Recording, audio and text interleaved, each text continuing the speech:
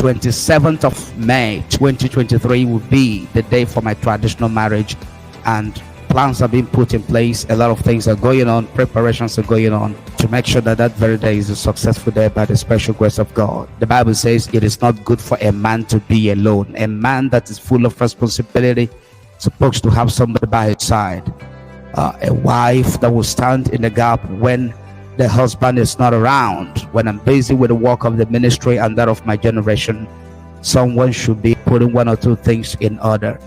Very, very important. In the month of May, on the 27th, of course, that very day is the Children's Day. That will be the day of our traditional marriage happening at Imo State. Of course, a lot of people are communicating me, and preparations are going on to that effect to make sure it is a success. That is going to also help the ministry to advance. Very, very important. And of course, the wedding day is going to be on the 24th day of the month of June 2023. 24th day of June 2023 will be our wedding day.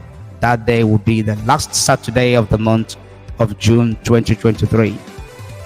I've shared my little experience with some people, with my audience, with my fans and my followers. All things work together for good to those that love God and to those who are called according to his purpose. Every disappointment is a blessing in disguise. God is master. God is perfect. God is awesome in turning things around. Joseph said to his brethren, what you meant for evil, God turned it around for good.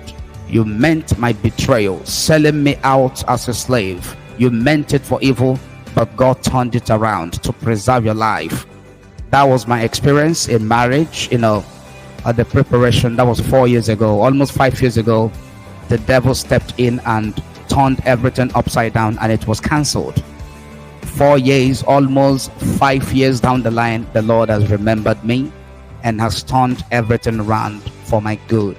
So I will be celebrating the faithfulness of God on the 27th of the month of May. That will be the traditional marriage, and the 24th of June, that will be the wedding in the church.